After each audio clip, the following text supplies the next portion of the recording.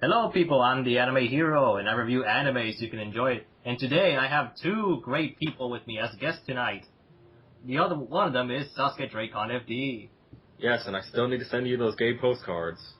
I want to set them, man.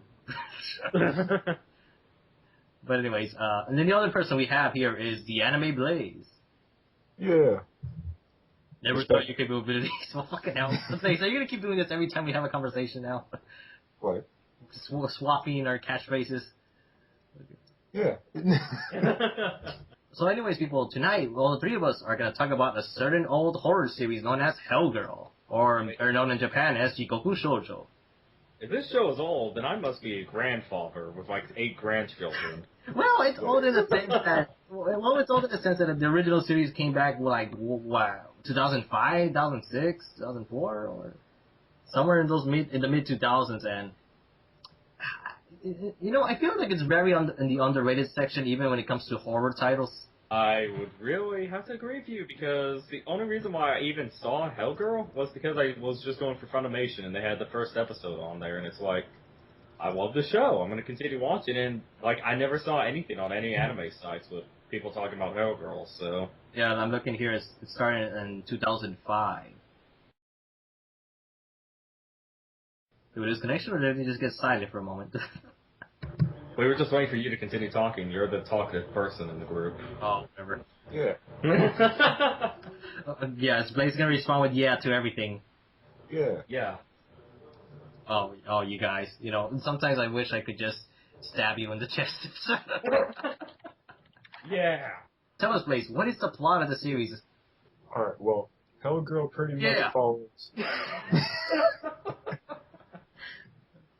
Okay, seriously, go, Blaze, go. Alright, Hellgirl pretty much follows a girl named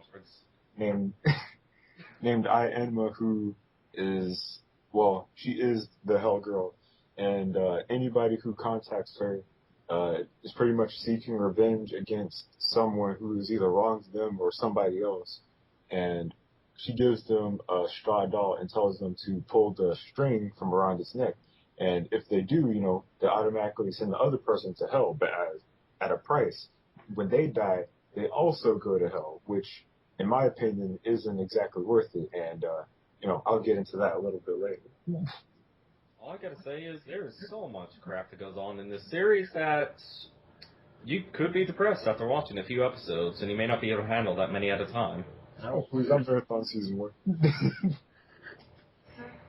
I mean, the overall show is so dark, and at the same time, what I do like that it is covering realistic problems, such as most of them dealing with peer pressure, the way also how, you know, with certain characters being stuck in these social situations. Like, let's go all the way back to the first episode where it dealt with, you know, this one girl getting bullied to the point where it looked like she was some sort of not a sexual offender, but some sort of sexual deviant, regardless of her middle school age.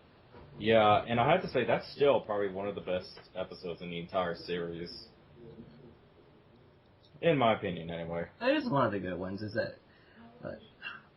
the thing about Hellgirl is actually, let's talk a little bit more about the main cast of characters that we experience. Obviously, we mentioned Enma Ai already, but let's talk about the other 3 members and how the cast keeps growing as every season.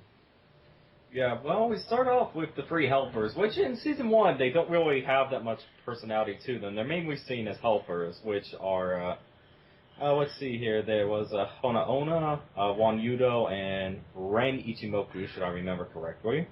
Or the third one. Yeah, it's that one. Yeah. And basically, they're the 3 helpers that help along, and they each have their little quirks, and especially Hona Ona, which... Just look up a translation with that. Bone woman. Yeah. I hate puns like that. They're kind of creative. I know, it's kind of creative, but I hate stuff like that. And you get to see a lot more about them in Season 2, but in Season 1, they're a lot less complex than in Season 2. Mm-hmm. Even in Season 3, but I'm not going to go into Season 3. Well, we'll get to it eventually. But, alright. We can say that when you're watching the series, it's meant to be very episodic in nature, to the point where you can even memorize what songs will pop out in one scene. Yes, and I gotta say, this is probably the most episodic thing, because it follows the same format throughout almost the entire first season, and then season 2 changes slightly, and then season 3 I'm not gonna mention. Well, with season one, a lot of it was very mysterious since this is our first introduction to the series. We're kind of wondering who is Helga, or like how long has she been here. Then, the more episodes we dive in, the more we find out about her. To the point where eventually, season one eventually reaches to a plot point in the series where we follow. Let me just quickly check their names for a bit. These. Tsugumi Shibata and Hajime Shibata. Oh, well, I'm surprised you remember their names. Well, why are you surprised, man? I don't know. rewatched It's the been a series while just since I've seen the series, and I can't remember their names. I just remember them because of, well, Tsugumi because of, well, I'm not gonna say anything because I'd be spoiled. I guess. Well, what I loved about those two characters is that we're following the characters of a father and daughter who, well, single father whose wife passed away, and then he has to try to take care of his daughter. However, throughout the plot line of the series, what happens is that her daughter starts beginning to have this weird connection with Helga, on where she sees visions of what's going to happen, or seeing what Helga is doing at the same time. And that's how this family gets involved in the trials of Helga, trying to stop people from pulling the string or becoming victims themselves. Sasuke, can you tell us like some episodes that you remember, like some stories from the first series? Okay, a lot of them that I actually remember is at the first 3 episodes, and then in the early teens, should I remember correctly. One episode that I would really like to highlight is actually, in my opinion, one of the best episodes of the first season, which is the first episode itself, which we slightly covered, which covers an aspect that is still going on in modern life, bullying. Yeah. And in my opinion, it covers it pretty darn well, because I remember being bullied back when I was in grade in middle school, so. And just the pressure that you feel from that is really shown on the character, Yumi Miyazuki, I believe was her name. Well, several of the characters go through some harsh times in the series to the point where it's very unsettling to witness, and you really can't do nothing about it. You're just watching the show and see how things work out. And for the most part, things never work out nicely. Yeah. Let's see. Another episode that I would like to talk about would probably be, I'd have to say probably episode 4, Dusk. That one dealt with was that the baseball one or the? Oh, or was that the one about the veterinarian? I believe number 4 was with the. Yeah, look at the episode list. That one says the veterinarian one. Yeah, I believe it is the veterinarian one. Because that one, for me, is another thing that stands out, since it actually brings animals into the mix. Yeah. And, animal abuse. Mm-hmm. And that's something that a lot of people don't naturally think about, animal abuse being something to get revenge on. And also really shows the connection that people can have with, their pets, which are, emotional. Well, everyone has some emotional side in this series, which is why they're forced to, commit the ultimate sin. Like, pull the string and sell your own soul to hell, and so to speak. Yeah. And what about you? What would be 2 episodes you'd choose from season 1? That was one of the episodes I was going to mention, the one with the dog, because that one was a pretty harsh one to sit, really. It's also kind of hilarious to me if you watch it in English stuff, because the veterinarian is played by Vic Mignogna. Just hearing him being like such a Jew is just really something I didn't expect from the Fullmetal Alchemist. Yeah. Actually, the one that I remembered, I think it was called, Purgatory Ghost, this episode. This one deals with the dad was going to look for some info on Helgro, then he finds this old man who's used Helgro like a long time ago, like about 34 years ago. From right there, we kind of get hints that, just realize that, maybe revenge wasn't worth it all this time, because eventually I'm just waiting for my own death. Yeah. And I know now Blaze is back. Yes. What I liked about that episode as well is that it's such a creepy atmosphere due to the guy was constantly drawing paintings of her repetitively, to the point where even one of the paintings was actually shedding tears on his passing. Yeah. Yeah, I remember that. Yeah, and boys, what about you? What 2 episodes would you remember from season 1 the most, or would you recommend people to watch? You mean strictly from season 1, or like? Just from season 1. We'll get into the other seasons in a bit. Well, I don't really have any specific episodes from season 1 that I relatively enjoyed too much, except maybe I'm thinking maybe the last episode, especially because he saw a side of Helga that he didn't exactly see before. Actually, one thing I noticed about Helga, for some reason, there's always one episode in every season that's incredibly weird. Like like the first season, it was the Hellgirl versus Hellboy, which is something that it was like a territory they never really touched upon. So there are other people who have superpowers and actually someone stand up against them. Because what I found weird about that episode is that they got like this random victim to actually go to the website and actually had a revenge against somebody, and the guy was just very comic relief. Oh yeah, I remember that. Yeah, that one dude was just weird as hell, just wondering, because I know even in season 2, there's another episode that dealt with something like that, about this director, who was a crappy director filming shit, and he just was trying to make a movie, but then he ends up studying his own soul to hell without even knowing it. And then in the third season, we had this one about this kid who was obsessed with, we wanted to make it like a manga, and he was always constantly seeing like this girl like in the swimming pool or something. And we would constantly have like this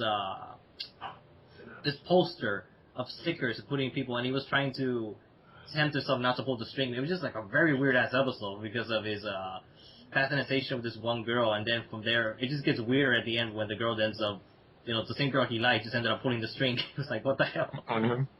I know, and it's like, I mean, I guess you have to have something in all this depression, to alleviate it, but it's still weird. Yeah, and it's so weird. It's very, very out of place. I mean, for me, like, for me personally, another one of my favorite episodes. It's not even exactly a spoiler because it doesn't have anything to do with the main story. But for me, one of my favorite episodes. I can't remember if it was the second season or the third season. It was where that one kid, he's always been some kind of depressed or something like that. And he saw that one girl he liked in the nurse's office. They both hid out there all the time or something. That was the second season. And then she winded up. I think it was either the first episode or the second, or the first. Yeah, it's gotta be the first. Actually, I don't even know anymore. I know it's not the first season. It's second or third. It's definitely one of the first 2 episodes of one of those 2 series. Yeah, but the thing for me is okay, so the girl. Pretty much what is hinted as that the girl gets raped or something like that, and the guy gets really, really angry and everything. Yeah. And pretty much all of Hellgirl and them were like, well, isn't he going to pull the string? He's like, no, he's going to seek revenge on his own terms. And you see the guy with a knife looking at the other guy across the street. He's sneaking over there. I was like, oh man. I think that would be season 3. I can't remember where. I know what episode you're talking about, but I just can't. The kid was a little overweight, wasn't he? Or yeah. Yeah, he was definitely an overweight kid, and at the very end he just bought a knife, and he was it was raining when he stepped outside with it and everything, but I can't remember what episode from what season or what episode it was. But for me, that thing, within itself is kind of it's just he doesn't, I don't know.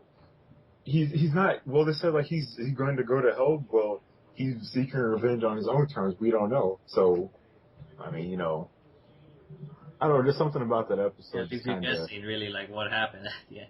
Yeah, we already know what happens, but, and the whole other aspect of Hellgirl that I liked is how, they say you won't go to hell until you die, of course. And what happens in one episode? The character dies, which is, I mean, go ahead.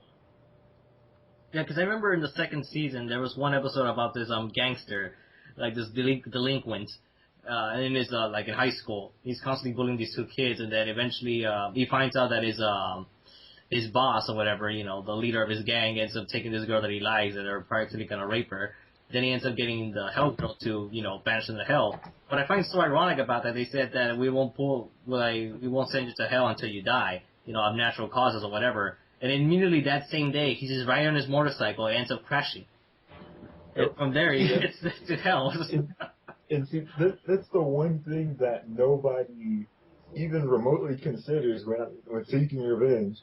It's you, even on real life terms, you don't know when this thing's gonna come back to bite you, and especially when something like this, or for me, cause what's that sound?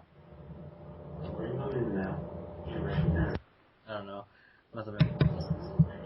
I was gonna say, but especially for me, I mean, for me, I'm kind of a spiritual person, so the whole thing of like, you don't know, when you're gonna die, that kind of thing, pretty much just hit with like, you might want to consider that if you're thinking about seeking out Hellgirl. You don't know when you're gonna die or when your time is gonna come, so. Or you never know when the city connection might not work at midnight. Because that's one thing I find interesting about Hellgirl is that, like, in a bit modern settings, like, you need a computer to contact her.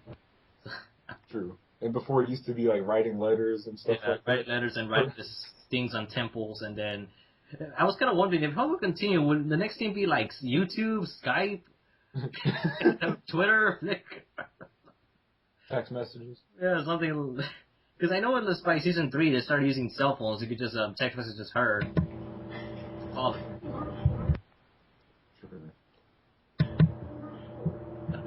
So right now I feel like Sasuke's trying to add to the atmosphere of the horror.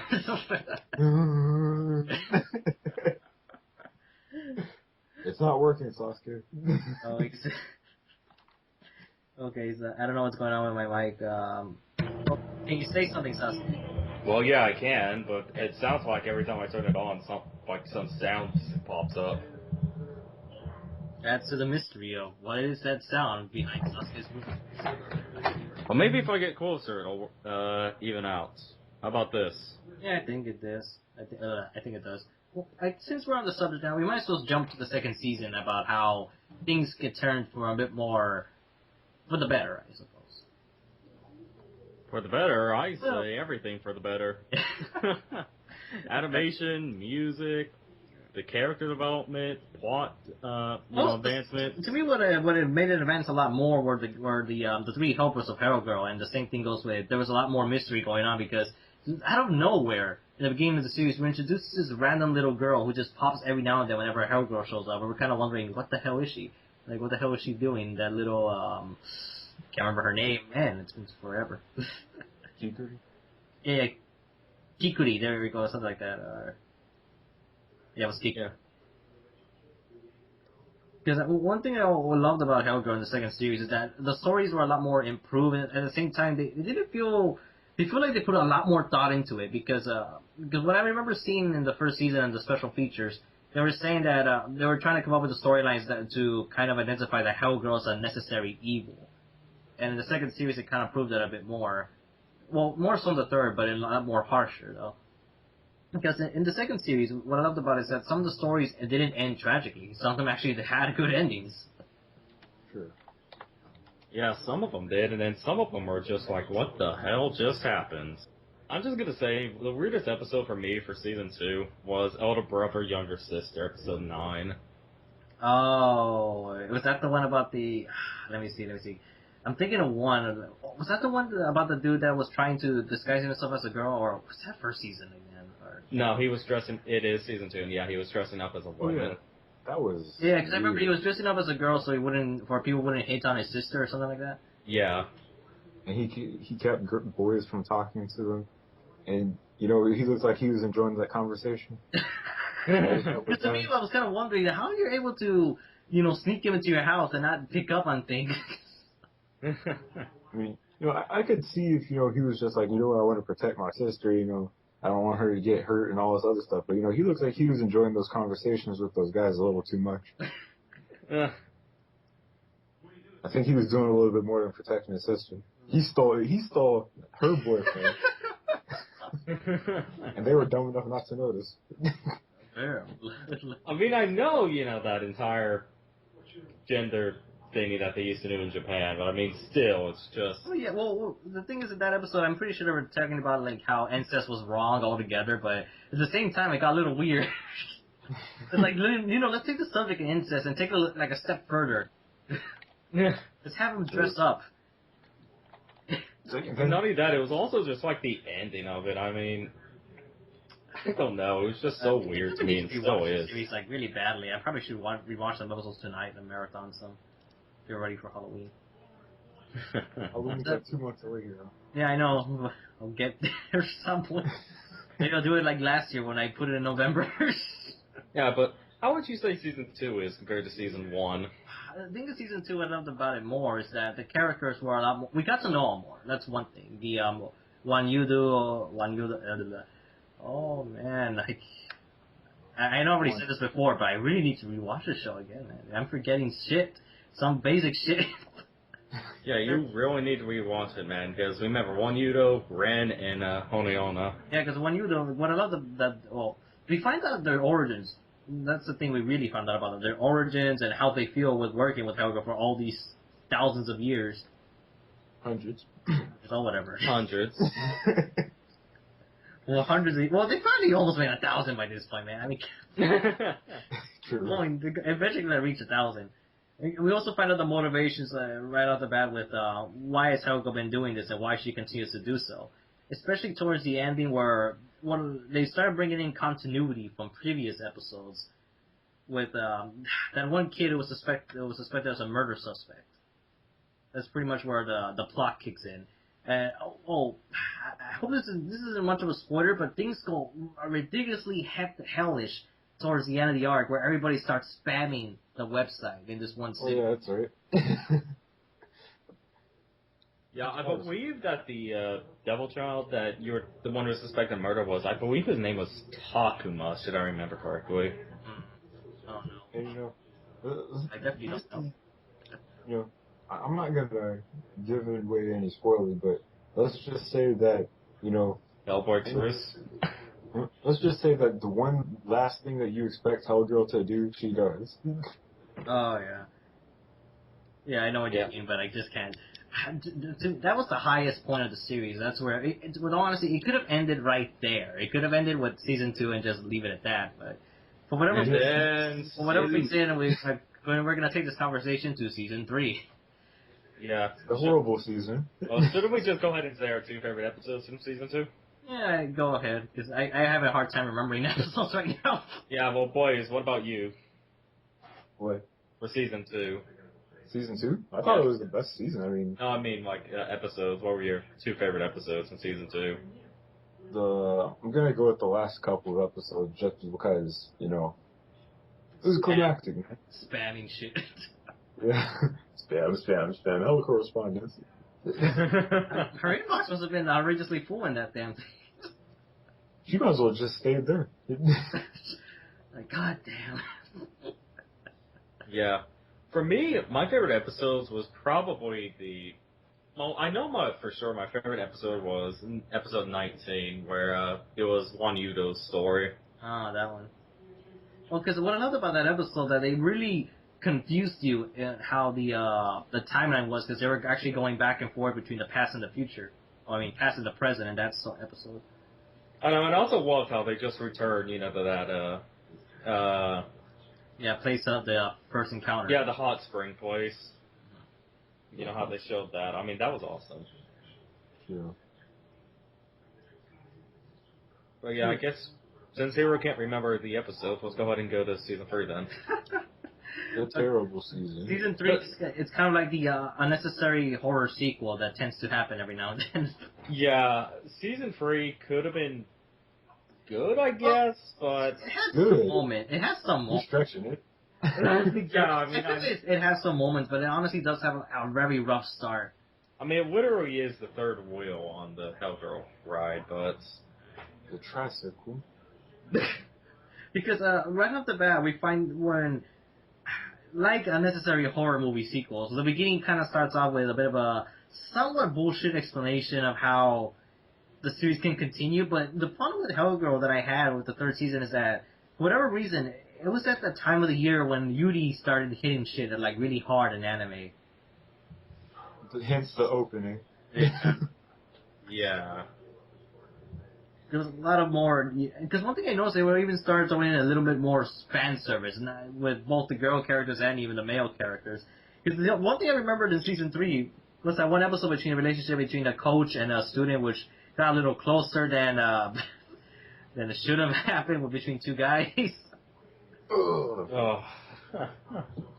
There's nothing wrong against it, but the way they did it was just a little unsettling, because you wouldn't expect it coming from there. I don't.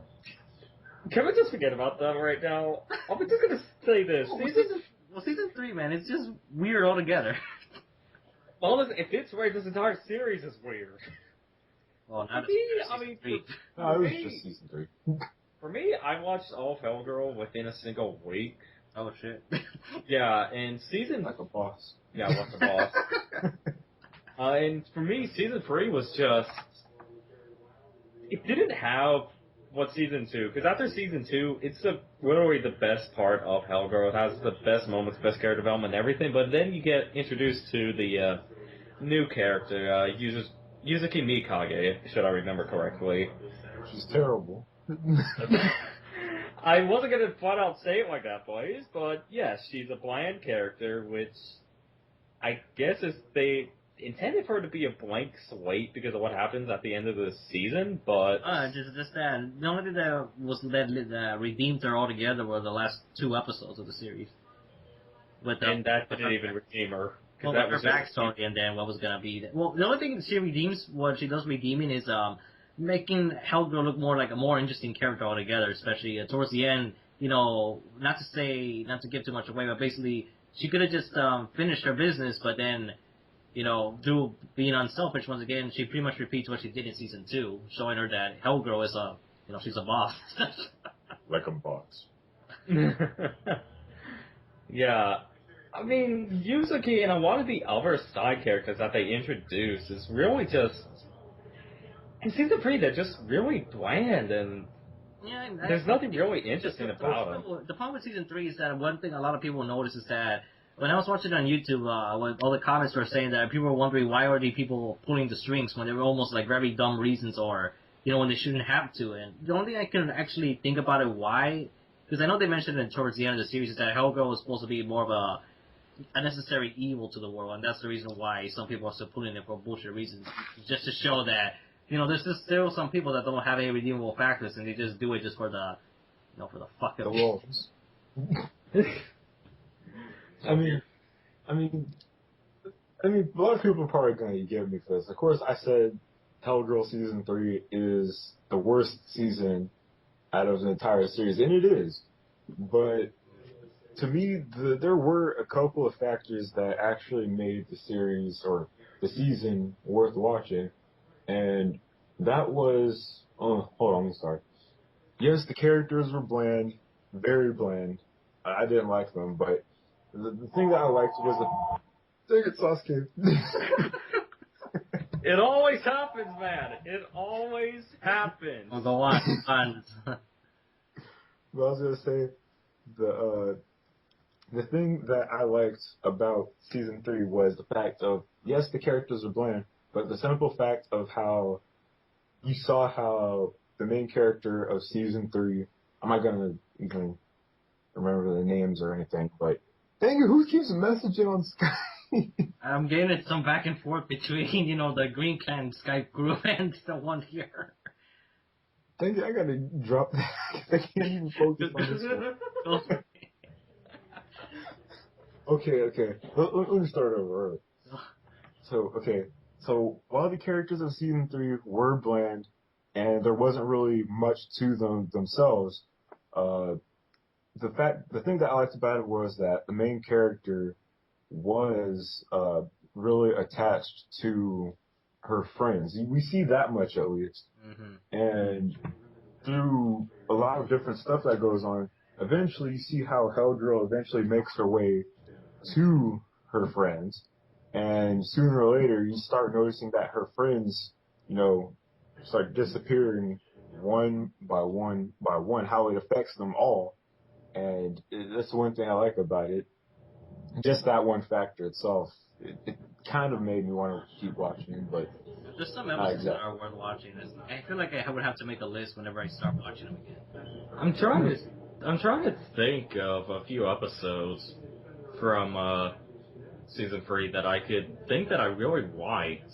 Another one that comes to my head is the storyline with the new kid that they get, you know, that used to be a plant or whatever. Photosynthesis. Oh, yeah, I honestly can't remember that right offhand, but the first one that pops into my mind is Big Brother, the one that involved Kendo. Oh, that's the one I was talking about, the one that felt a little weird. Yeah, I know. The only one that I remember pretty well was the Helga versus the Hell Professor.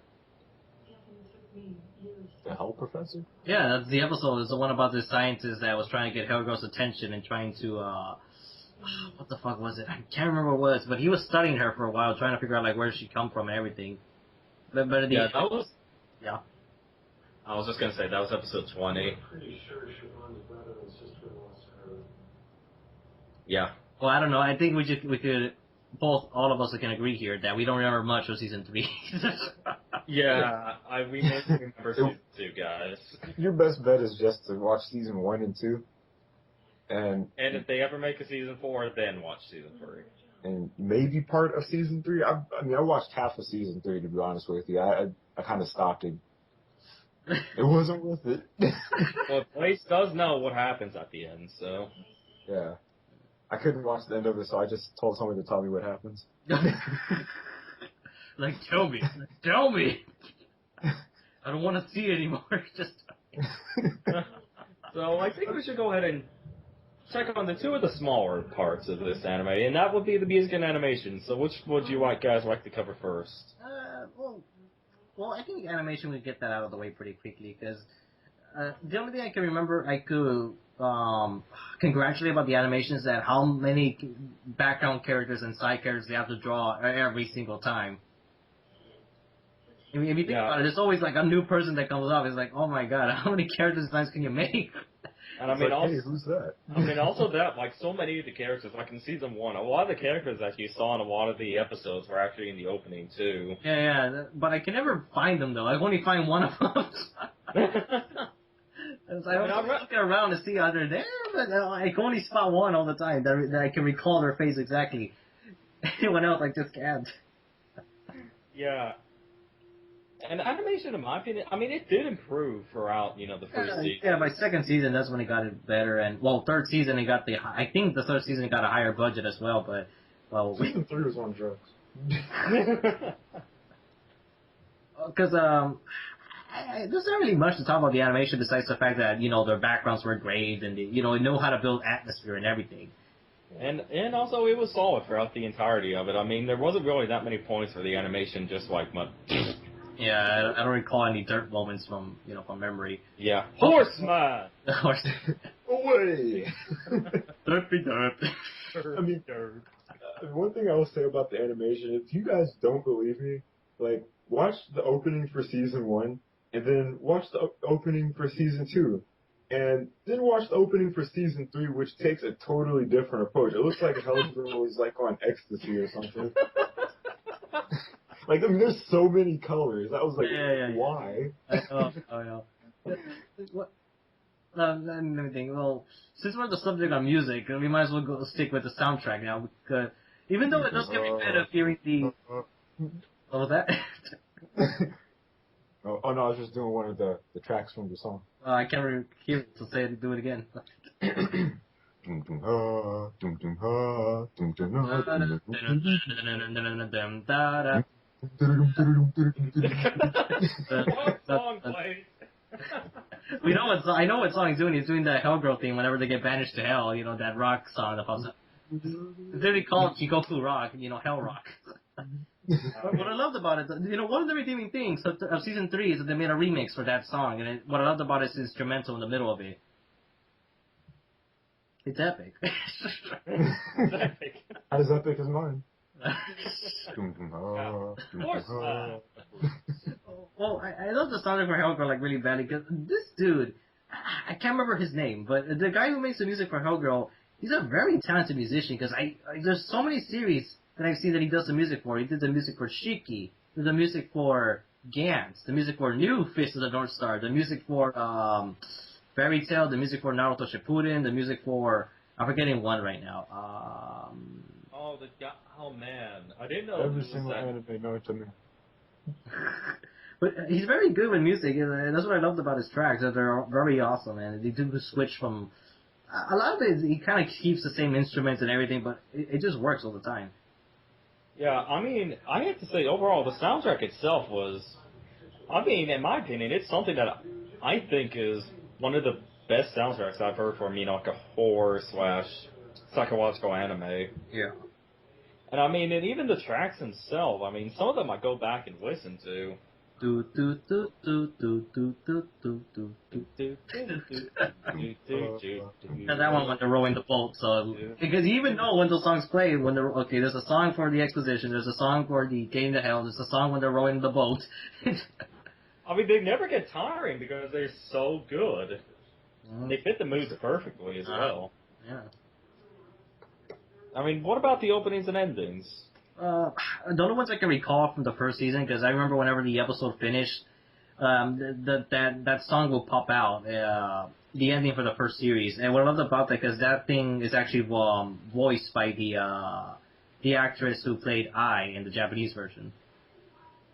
Ah, I didn't know that. Yeah, she also did the opening for the second series, so that's one little interesting thing that, you know, you get the voice actors or the main characters singing the songs as well. Every single time.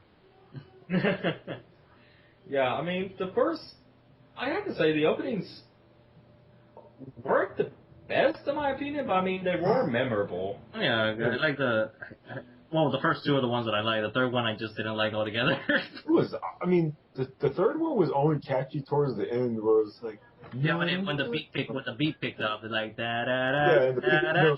da da. well, not that. I'm talking about like when it actually came like really towards the ending, when like the picture started burning and then I just like appeared on the screen. That's when I liked it. It seemed like When it because finished. of the guitar and everything like that. But after that, before that, it was The terrible. last 7 seconds. Yeah, the other couple seconds were terrible. No, I think the only other thing we can really say is that it's a shame that, well, for whatever reason, apparently Funimation lost the rights to the first season of Hellgirl now because it's out of print. Oh, it's Well, not not entirely. You can still get it, but Well, you could still probably get it somewhere, but they're not having it. There's not a right stuff anymore, or an Amazon that's in. You know, you can't find a complete series in one set anymore.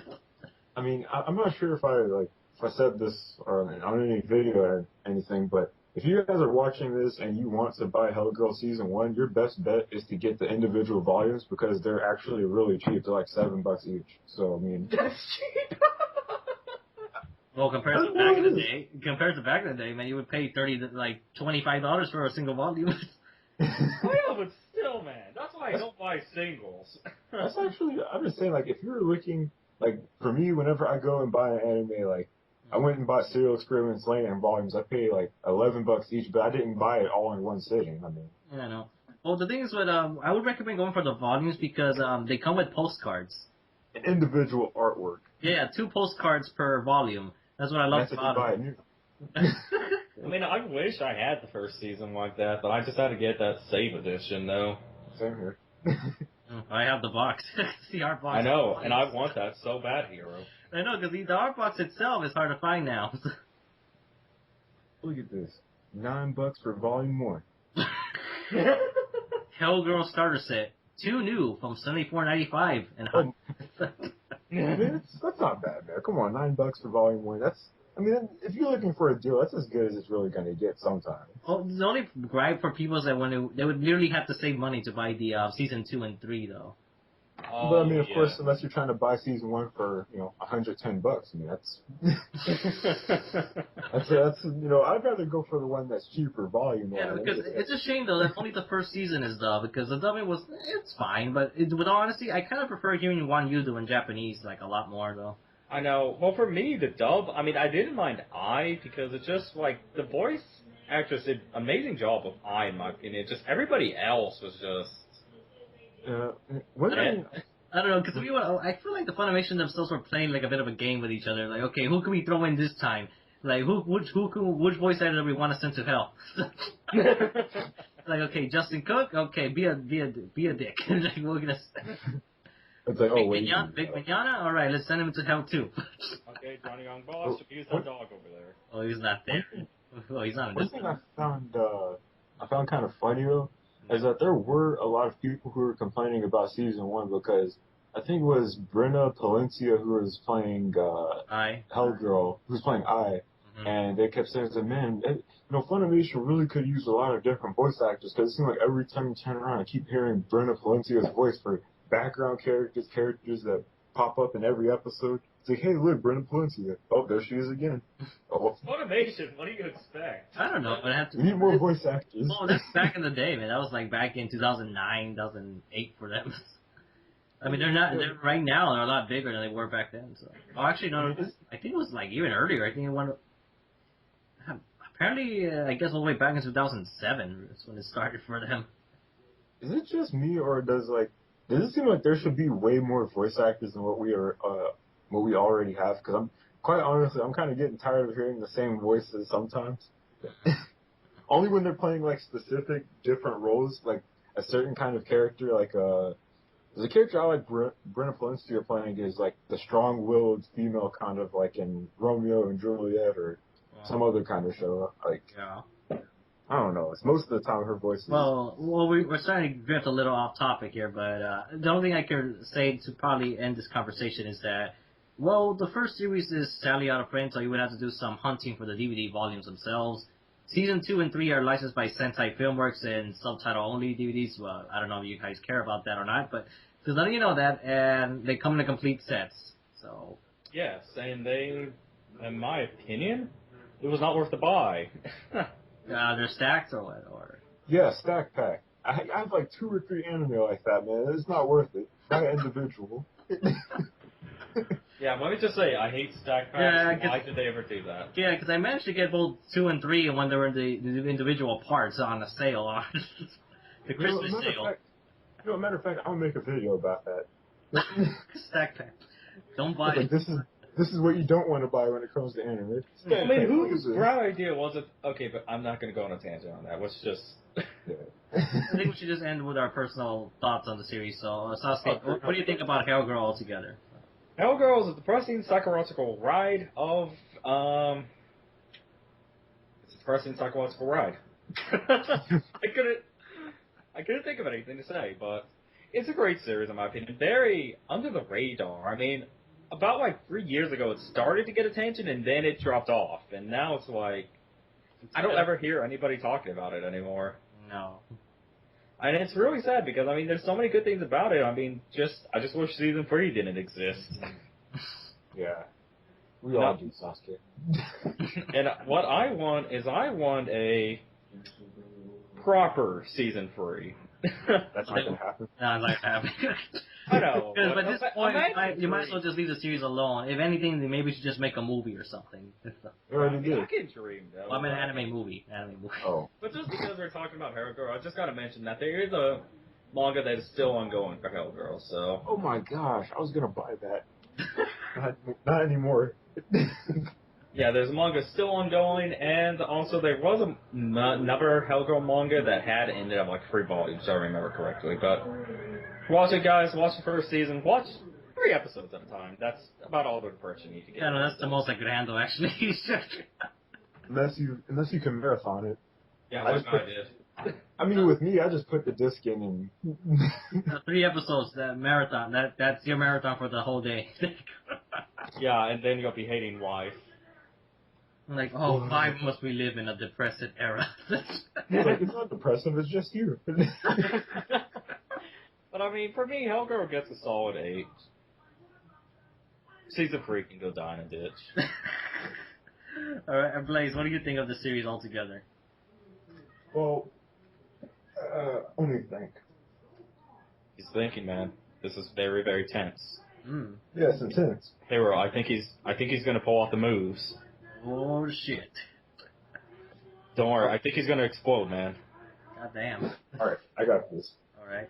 So, to me, what I think about Hellgirl is that... It's an amazing series that everybody should watch 10 out of 10. Hey, man. You know I have a troll, man. I was gonna say, personally, I think Hellgirl is one of those animes that, when a lot of people think of anime, they just think of any ordinary show. Like, anime can't teach you anything, or actually can't teach you any life lessons, but Hellgirl is one of those exceptions to that rule. I mean, it teaches you moral values, like, is it really worth seeking revenge on any case or anything like that? And it's, to me, in some cases, I mean, you could argue this point, but to me, I think Hellgirl is actually up there with Death Note on the whole moralistic value things. I'm not saying popularity or anything like that, but moralistic values kind of thing. That's what I'm gonna put it on par with. And it's an amazing show. It's worth watching. And personally, I give it at least an 8 or an 8.5. It's not perfect, but it's as good as it's gonna get. And what about season 3? Just out of curiosity, what do you rate it? I give it a 6. It got knocked 2 points. Okay, It was it's your turn. Let's see. What else? You need to bring out the evil hero or the enemy butler, man. Oh no. The anime villain. I don't even know what it would sound like. The anime villain. I review anime, so you can hate them. No, but let's see. Hellgirl Altogether. I'm trying to remember when I first saw the series, because when I first saw it, I only saw like 2 episodes and I left it hanging like forever. That it wasn't until about 2 or 3 years ago in college that's when I started to seriously watch it. And I actually bought it blindly, not knowing what I was getting myself into, and then I was actually enjoying it as I kept watching more episodes. I gotta say, it's definitely worth the watch. It's definitely, well, I would say it's definitely a title that's worth being on the Funimation Classic line if ever it gets back into print. No. Well, Hellgirl is definitely different because there's a series that I always been wanting to see. I always want to see a series that deal with Reapers dealing with, sending people to the afterlife, and this is pretty much like the closest thing I ever got to a series that met that expectation. However, what I loved about Hellgirl is that, as Blake said, it does teach you a lot of moral issues, and at the same time, a lot of real-life problems that goes on in Japan and several other places. In a way, it kind of, to me, I kind of interpreted Hellgirl as a bit of a, like, warning of society, how things may go for the worse, or, what things you can try to do to prevent it in a way. It's definitely a mature series that a lot of, even though I didn't really see it psychologically at first, it does have so much shit going on to it, and at the same time, it could be so damn depressing that it could actually, make you just want to sit in a corner all day. Hero, you're going on a monologue again. But heroes have to monologue. No, it's the villains that monologue, man. You're the enemy villain right now. Yeah. Oh well. Well, to keep it short, people, Hellgirl, you have to see it. If you want to know a horror series, this is the episodic one to go to. This is the one that definitely needs to be seen. It's a shame that there's no more to it, because before I end, Sasuke or Blaze, have you guys ever heard of a series called Descendants from Darkness? Yes. Heard of it. Never seen it. Well, have you seen it, Sasuke, or no? Yes. Okay, how was it? Because when I first heard the summary for it, it made me think of Hellgirl, but does it, like, match up to it or not? Or is it kind of like, so-so? Meh. Meh. I personally didn't care for it at all. I mean, to me, it's just one of those series that I remember, but I just didn't enjoy it. Oh. Well, I guess on that note, watch Hellgirl, people, and to end our note, we gotta say something right here to end it up. Hey, Hero, you need to give your rating, man. What does it matter why I rate it? Rate it. Read it. Rate it. Do it. Well, I guess I'd give it like an 8, with honesty, so if I have to give it a number, then yeah. Give it a letter. A letter? I'd give it an 8+. That's cheating. You said 8. You said 8. That's a B. No, I said 8. No! Alright. You give it an 8. We all gotta end with this quote, alright? And 3, 2, 1. Wait. What? I didn't. I just clicked on it. I didn't even see it. Okay. 3, 2, 1. Ipen, Shindebiru. No, man, you gotta say it like Hellgirl, man. You gotta. Let me handle this. Let me give it. Hold on, let me do the whole atmosphere. Shindebiru. Hold on, now we gotta try it all at the same time. Okay, so. well, do it in a girlish voice, I guess. Aw, man. No, it's 3, 2, 1. Ipen.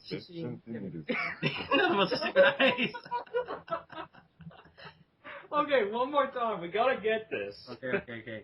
3, 2, 1. Eat and Shindebiru. You're already dead. Forget it. Yeah, forget it. We're never gonna get this right. Yeah. Remember when we tried to do the Sea Space Cowboy? Sea Space You know how long it took us to get that hero? And We did we never ever did. get it? No, we never got it. And we would have spent like 5 minutes trying to. Well, I'm gonna end the recording now.